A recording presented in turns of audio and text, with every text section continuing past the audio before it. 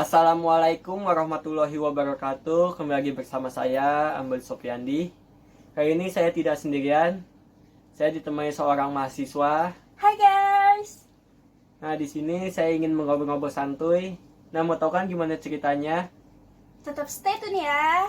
Check it out. Nah, nih, pertama-tama nih. Coba dong perkenalan diri dulu dong, Kak. Oh ya, nama saya Kaniel Mawada. Kuliah di Sekolah Tinggi Ekonomi Indonesia, S1 Manajemen. Nah, nih ngomong-ngomong udah semester berapa nih kuliahnya nih? Udah semester 8 sih. Oh, di semester akhir dong. Iya nih.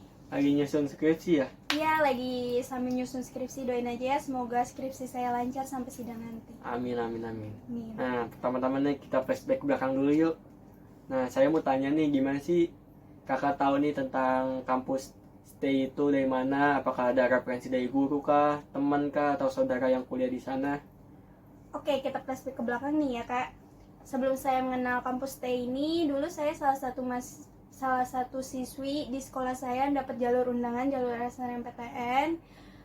Dulu di SMA saya jurusan IPA. Di jalur SNMPTN itu, waktu itu saya milih Universitas Siliwangi yang ada di Tasik. Itu dekat dengan kampus saya. Kenapa saya milih itu? Dulu saya memilih itu dengan jurusan Kesmas. Dapat ya jurusan Kesmas itu sebenarnya bukan kemauan saya, karena saya ikut-ikutan orang, karena waktu itu jurusan Kesmas itu lagi booming banget pada zaman saya. Jadi pas di jalur undangan itu tapi Tuhan tidak berkata lain kepada saya tidak diterima di jalur undangan itu. Ya emang sih awalnya sedih banget, jalur undangan tidak diterima ya pasti. Namanya siswi di SMA, mana sih yang gak sedih gak diterima di jalur undangan. Waktu itu saya juga sempat nangis di jalur undangan, tapi ya udahlah, banyak teman-teman yang support. Ya udah nggak apa-apa. Akhirnya saya ikut di jalur SBM, milih dengan kampusnya gitu juga sama, tetap kekeh. Tapi Tuhan tidak berkata lain juga kepada saya tidak diterima lewat jalur SBM. Emang kebetulan dari keluarga atau orang tua itu tidak ngebolehin saya kuliah jauh-jauh, karena orang tua tahu saya anaknya manja banget. Jadi mungkin itu emang doa orang tua ya, saya nggak boleh kuliah jauh-jauh. Terus akhirnya sebelum saya kenal STE nih, saya masuk di STE, dulu saya sempat nyari-nyari sama teman saya, keliling-keliling nyari kuliah yang ada di Jakarta.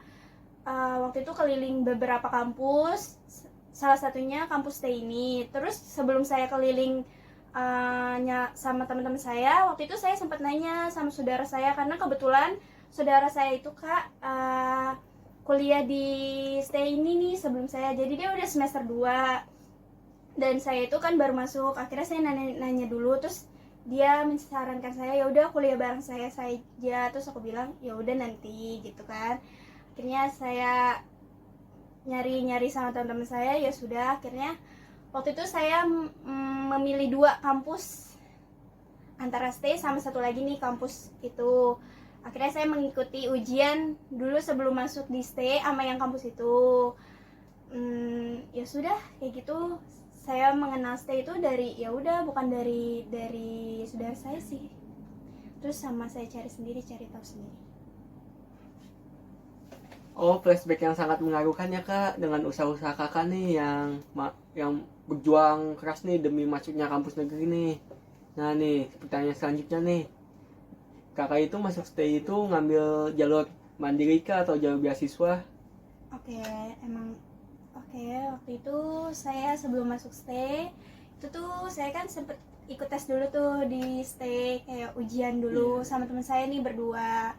Udah selesai ujian, saya ngeliat nih di lembaran STE gitu ada tulisan brosur STE gitu, ada tulisan bisa pakai beasiswa. Nah kebetulan saya sama teman saya itu kan anak maksudnya tinggal sama mama doang, dan papa udah nggak ada kan, jadi ada beasiswa untuk anak yatim. Jadi saya sama teman saya itu nyoba buat daftar beasiswa itu, dan saya tuh akhirnya nanya-nanya nih ke PMD gitu, nih cara daftar beasiswanya itu gimana. Akhirnya saya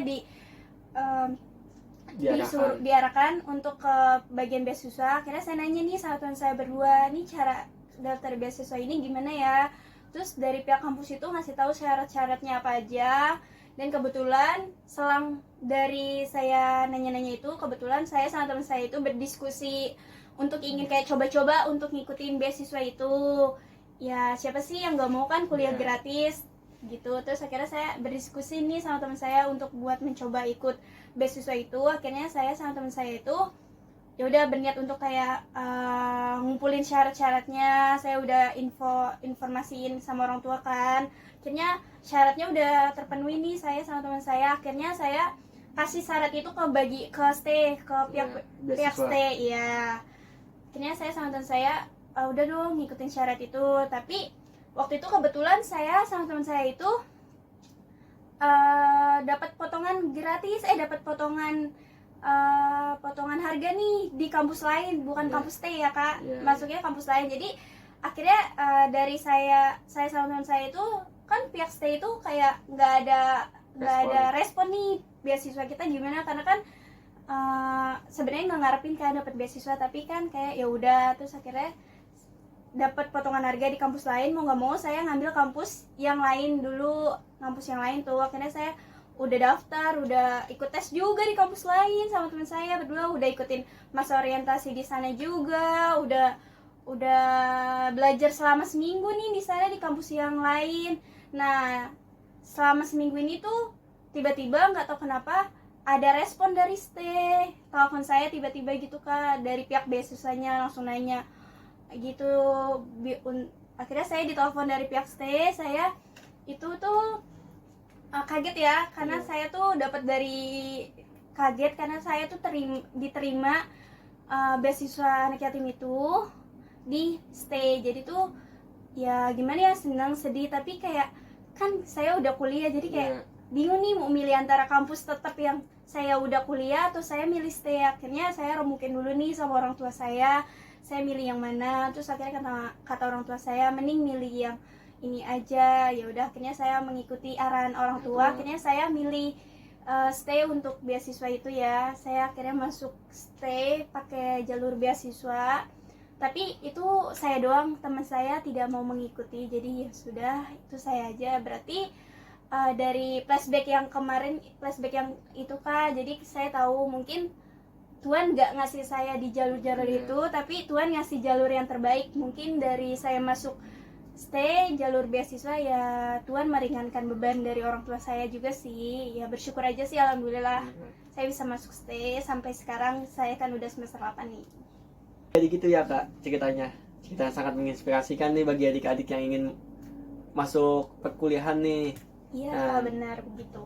Nah nih pertanyaan selanjutnya nih, berarti kan kakak kan udah jadi mahasiswa stay itu. Nah ada nggak sih kendala-kendala yang dihadapi selama masa perkuliahan berjalan itu? Oh, kendala yang saya hadapi ya selama saya kuliah di stay awal semester itu, saya ngerasa kayak deg-degan. Anak SMA masuk perkuliahan kan deg-degan, maksudnya kayak mungkin beda gitu ya di SMA sama di kuliah itu kak, mungkin beda ya suasana. Maksudnya itu merasa kayak canggung gitu anak SMA masuk ke kuliah. Terus kayak kendalanya itu harus bisa berbaur sama orang. Kalau di SMA kan enak, kalau di kuliah kan kita nggak kenal nih teman-teman kita.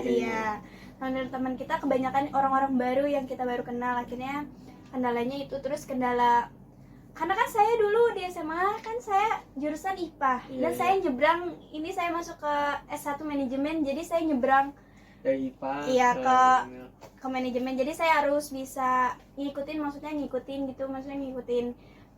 anak manajemen tuh kayak gimana. Saya belajar anak IPS, saya belajar manajemen, saya belajar hitung-hitungan juga. Walaupun di IPA saya nggak pernah belajar, tapi itu kendala saya. Maksudnya kendala saya itu dari anak IPA nyebrang kuliahnya ke S1 manajemen, teman-teman yang berbeda-beda dari mana-mana gitu. Itu aja sih kak kendalanya. Terus di semester lain juga banyak kendalanya, kayak IPK awal-awal tuh IPK masih kayak ya udahlah masih standar, IPK harus naik. Kan kakak tahu sendiri saya anak beasiswa, pasti IPK juga harus bagus dong. Kayak buktiin anak beasiswa itu juga harus bisa ya gitulah, gitu sih Kak kendalanya. Kan ini kan ngebahas kendala-kendala apa saja yang dihadapi sama kuliah nih. Iya Kak. Nah, saya mau tanya dong nih, kakak ini di dunia perkuliahan ini ikut suatu organisasi atau UMKM kah? Oke, waktu itu saya sempat daftar di salah satu organisasi MJM manajemen di STE. Iya. Untuk daftar sebagai anggota salah satu UKM tersebut itu syaratnya harus mengikuti diklat. Waktu itu saya sudah konfirmasi sama orang tua saya tuh ngikuti UKM AMJM ini, dan kebetulan mereka mengadakan diklat. Saya minta izin sama orang tua untuk mengikuti diklat, tapi orang tua saya tidak mengizinkan saya untuk mengikuti diklat, mungkin karena alasan tertentu banyak mungkin ya. Jadi ya sudah, saya mengikuti saran dari orang tua saya, jadinya saya tidak mengikuti UKM AMJM ini. Dan saya bisa dibilang bisa dibilang saya mahasiswi kupu-kupu. Mahasiswi kupu-kupu itu mahasiswi kuliah pulang yang tidak mengikuti salah satu organisasi. Bukannya saya malas mengikuti organisasi, tapi saya mager karena mungkin dulu di waktu SMA SMP tuh saya aktif banget ngikuti organisasi, dan kuliah saya mikirnya saya pengen ya udah kuliah aja nggak usah ikut organisasi. Ya udah, sebab saya bisa dibilang ya udah mahasiswa kupu-kupu, kuliah pulang, tapi tidak mengikuti organisasi itu sebenarnya nggak enak. Maksudnya kita nggak punya teman banyak, maksudnya temannya cuma itu doang. Terus kalau misalnya kan kita bisa saling nanya-nanya, ya tukar pikiran. Ya maklum saya nggak boleh sama orang tua saya, jadi ya udah saya kuliah pulang, kuliah kupu-kupu deh guys. Nih semester akhir nih, berarti kakak kuliah doang atau kuliah sambil kerja atau ada sampingannya itu? Kalau sekarang sih lagi nyusun skripsi sambil kerja sih Kak, kebetulan. Oh, sambil kerja ya. Nah, gimana sih tips kakak untuk cara mengatur waktu pada waktu kerja dan waktu kuliah? Oke, kita flashback dulu ya Kak, belakang kita flashback lagi nih, nggak apa-apa. Sebelum pandemi di semester 3 itu kan, itu awal sebelum pandemi, jadi kuliah itu masih offline, masih datang ke kampus kan. Nah, akhirnya tahun 2019 awal pandemi, jadi stay itu ditutup, jadi kuliah itu daring, jadi kayak kuliah itu online ya Kak. Kebetulan tuh saya mikir kayak kuliah doang, kayak bosen gak sih kuliah doang online, apalagi pandemi, bosen. Jadi waktu itu saya sempat nyari kerjaan gitu Kak, jadi nanya-nanya teman saya yang udah kerja, sempat nanya.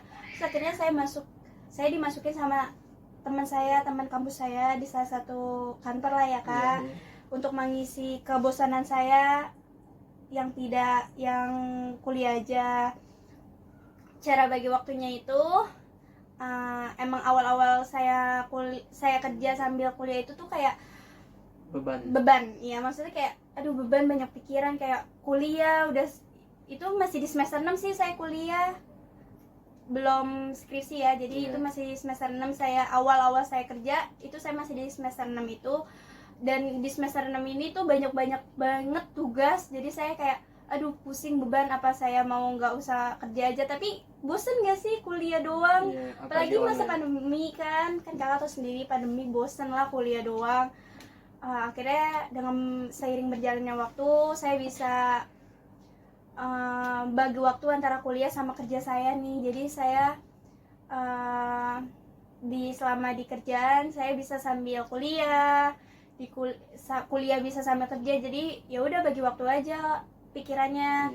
Tapi kuliah sama kerja saya alhamdulillahnya sih lancar. Waktu itu lancar banget deh. Maksudnya dari pihak kantornya juga ya udah ngebolehin gitu kuliah. Jadi ya sama enak lah, kuliahnya juga nggak keteter, jadi nilai saya juga nggak turun, maksudnya kayak ya udah stabil, malah naik nih di masa pandemi. Kayak ya udah saya berpikir ya udahlah, ini peluang, apalagi ini peluang kan buat mahasiswa kuliah sambil kerja, kan peluang banget kan. Pasti banyak buat nanti kan, banyak banget dong mahasiswa yang mau kuliah sambil kerja, tapi banyak orang yang bilang kuliah sambil kerja itu hebat banget ya, tapi Ya begitulah, saya merasakan kayak ya udahlah, dijalankan saja kuliah sambil kerja.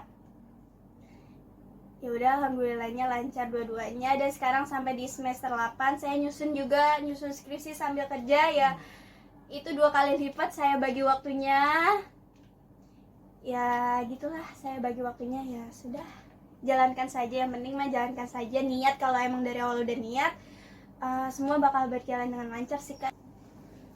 Nah, cukup sekian ngobrol-ngobrol santuy bersama saya dan Kania Hilmawada. Nah, semoga skripsinya cepat-cepat selesai dan cepat-cepat lulus agar cepat wisuda. Amin, amin, makasih ya semuanya. Nah, Sekian sekian dan terima kasih. Dadah. Wassalamualaikum warahmatullahi wabarakatuh.